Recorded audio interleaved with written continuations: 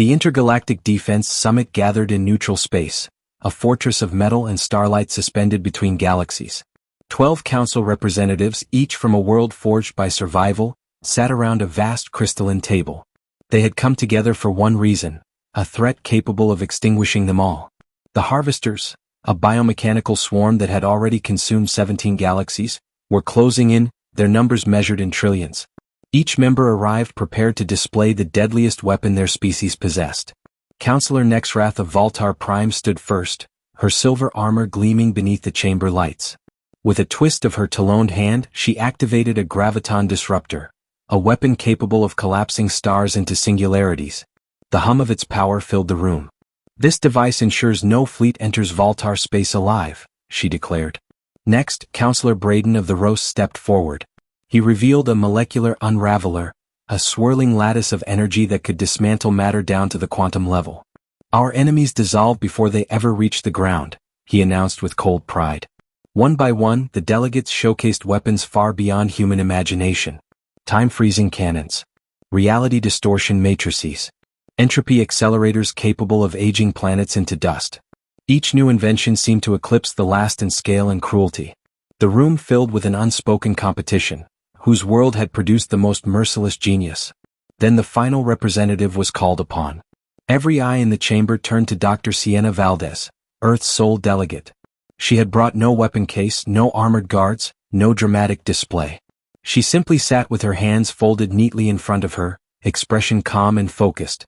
"Earth representative," Nexrath said, unable to completely hide her disdain. "Where is your weapon? Every species has contributed their finest tools of destruction. What does Earth offer?" Sienna rose slowly, meeting Nexrath's stare without a hint of fear. "Me," she said. The silence that followed was thick enough to crush atmospheres, and then laughter broke across the chamber. Harsh, cynical, amused laughter.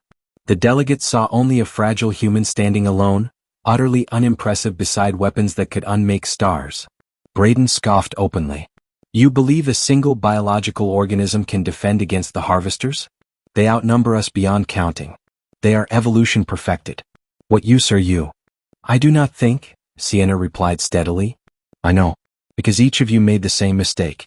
You brought weapons that destroy. I am a weapon that thinks."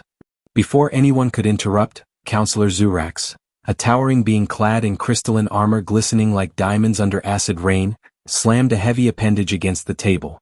"We do not have time for human arrogance," he growled. "Explain immediately." Sienna stepped toward the central holographic display, the looming threat of the Harvester swarm reflected in her determined eyes. "And so I will," she said. Sienna expanded the holographic display until the room was swallowed by an image of the Harvester swarm, a shimmering cloud of death-consuming starlight as it advanced. The delegates stared as if looking into their own graves. "You all come from Deathworlds," Sienna began. "Places where existence itself tries to destroy you every day. Valtar Prime, gravity 3 times standard, forcing strength into every bone." Nexrath stiffened in pride. "The Roast homeworld, its atmosphere corrosive enough to dissolve flesh. Zurax, your world rains acid from the sky." The crystalline warrior gave a sharp nod. "You evolved to endure a single, relentless danger," Sienna continued. "Your biology adapted to overcome one defining threat." She paused, letting the weight of that observation fill the air. "Earth is different." Zurax scoffed. "Your planet is a paradise compared to ours. Mild climate. A sky that does not burn you alive. A surface that does not crush you." "No," Sienna's voice hit like a hammer. "Earth is chaos. Our world is not ruled by one threat, it is ruled by millions." She highlighted data streaming beside her, images flashing faster than the delegates could fully process. Viruses that rewrite our cells. Bacteria that evolve overnight. Weather patterns that turn from calm to catastrophic in hours. Earthquakes rupture continents without warning. Volcanoes blot out the sky. Droughts and floods trade places like seasons. Predators lurk in every environment, from the deepest trench to the highest mountain. She turned back to face them. "On Earth, we did not become strong by resisting a single force. We became adaptable by learning to survive every force." Braden's mechanical tendrils curled in doubt. "Adaptability is not a weapon." "It is the greatest weapon," Sienna replied without hesitation. "Each of you brought tools that excel at one purpose. But the Harvesters evolve. They adapt. They learn to counter anything predictable. Perfection is their playground. The hologram shifted, showing battle logs from dozens of failed engagements. Every time you used your graviton disruptor, Nexrath, the harvesters evolved shielding. Hours later, your weapon was useless. She turned to Braden. Every time you unraveled their units, they rebuilt themselves with molecular redundancy. Zurax growled. Then what do you propose? Sienna's smile returned, sharp, calculated. We stop being predictable. We stop fighting their strength. And instead, we exploit their weakness. A soft ripple of interest moved through the council. She zoomed in on the swarm structure itself. Living machines linked through quantum entanglement. A hive mind. One will. One consciousness spread across trillions. Their coordination is their power, Sienna said, tapping the hologram. Which means chaos is their destruction. Break their communication network, and they devour themselves. Zurax shook his head. Impossible. We have spent decades trying to crack their quantum encryption. Because you tried to break it with machines? Sienna answered. Humans break things, biologically. The delegates leaned forward, the air thick with sudden uncertainty and curiosity. A single command from Sienna caused a cascade of biological schematics to shimmer into life.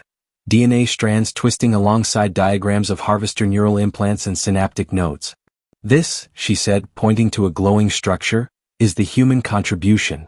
A virus. Not a digital hack, not a weapon of metal or energy, but something frighteningly alive. It originated from Earth influenza, Sienna explained. But our virologists enhanced it with quantum-reactive proteins capable of hijacking harvester neural communication. Delegates recoiled. Biological warfare was nearly taboo among Deathworld nations, not due to morality but because of unpredictability. Braden's voice crackled with disbelief. This virus corrupts their data exchange? No, Sienna corrected. It introduces noise. She emphasized the word with chilling clarity. A single bad packet becomes a misread signal. A misread signal becomes confusion. Confusion cascades into self-destruction. The hologram displayed a simulation. Harvester units turning on each other, coordination dissolving into chaos. The swarm, once a flawless machine, collapsed into pandemonium. Braden leaned forward, whispering, They won't know which units are enemies. Exactly, Sienna replied, eyes cold. They will tear themselves apart. Nexrath narrowed her gaze. And when they adapt? Sienna's smile sharpened. We evolve faster. She swiped again, revealing 16 additional viral strains waiting in encrypted stasis, each targeting different neural architecture. You have built single answers to singular threats, she said. Humans build layers on top of layers. We prepare failure paths. We assume catastrophe. We plan for everything going wrong, because on Earth it usually does. Zurax's crystalline jaw clenched. This is not warfare. This is madness. And that, Sienna said with quiet pride, is why it will work. Silence took hold. The aquatic representative, Counselor Misa, floated forward in her containment sphere, her voice a calm ripple. We have fought the harvesters with strength and lost. Perhaps it is time to fight them with uncertainty. Zurax gave a reluctant rumble of agreement. But if this biological attack fails, or worse, spreads beyond containment, the entire galaxy suffers. It won't fail, Sienna answered, unwavering. Because the virus is only plan A. She raised 10 fingers. I brought plans B through T. The council stared, stunned. Psychological disruption. False targets. Misinformation waves. Resource starvation tactics. We overwhelm them with problems until they cannot solve any. Braden murmured, a newfound respect in his tone. Deathworld thinking, endless adaptability. Sienna nodded. Your worlds forged weapons through singular trials. Earth forged survivors through infinite ones. We fight like the universe itself is trying to kill us, because it always has. Her voice dropped to a low, confident certainty. The harvesters will not be defeated by the strongest species, but by the craziest. One by one, council representatives cast their votes. Unanimous. The human plan, approved. And the countdown to war began. 6 cycles later, the black horizon of space rippled with movement. The harvester swarm, trillions strong, descended like a cosmic storm. Their advance devoured starlight itself. The galaxy watched its doom arrive. And the humans made their move first. Automated drones disguised as drifting debris activated. Microscopic mist dispersed. A single thought, carried on biological code, slipped into the mind of the swarm. Chaos. The effect was not immediate. The harvesters adapted too quickly for that. But even they could not adjust to noise in their own thinking. A targeting cluster suddenly marked its neighbors as hostile. A flight wing broke formation. Coordinated maneuvers fractured like shattered glass. Within hours, entire harvester segments engaged each other in silent war. No screams, no emotion, only pure mechanized panic. Zurax watched, crystalline eyes wide. They are confused. They are terrified, Sienna corrected. For the first time in their existence, the swarm is afraid. Attempts to adapt backfired. Every defensive rewrite opened vulnerabilities Sienna's additional variants exploited. Errors multiplied. Logic inverted. Protocols cannibalized themselves. Within days, the unstoppable swarm was eating itself alive. 30% of their forces destroyed, without a single allied weapon fired. 2 weeks later, the harvesters retreated beyond deep space boundaries. Their hive minds splintered, their perfect unity tarnished beyond repair. The war ended before it truly began. The aftermath. The Intergalactic Summit reconvened, but the atmosphere had changed. Gone was the arrogance, the silent judgment. When Sienna Valdez entered the chamber, every representative rose in unison. A gesture no human had ever earned before. Counselor Nexrath spoke first, her tone formal and reverent. Earth representative, we owe you an apology. We assumed you were unarmed. We were wrong. Sienna responded with a humble shake of her head. I did not come as a weapon. I came as the result of a world that forces creativity to equal survival. Braden, the once mocking roast counselor, bowed his head. You did what none of us dared, you turned adaptability into power. Sienna looked at each leader, ensuring her voice carried across all 12 empires. We are not the strongest. We are not the oldest. We are simply the most determined to keep trying. Her smile held both warmth and warning. And there are 8 billion more of me back home, each with ideas just as reckless.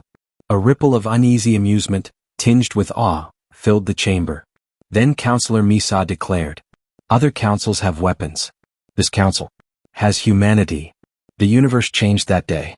For the first time, humanity earned a seat not as a junior species, but as the galaxy's problem solvers. The ones who bring impossible answers. The ones who turn survival into innovation.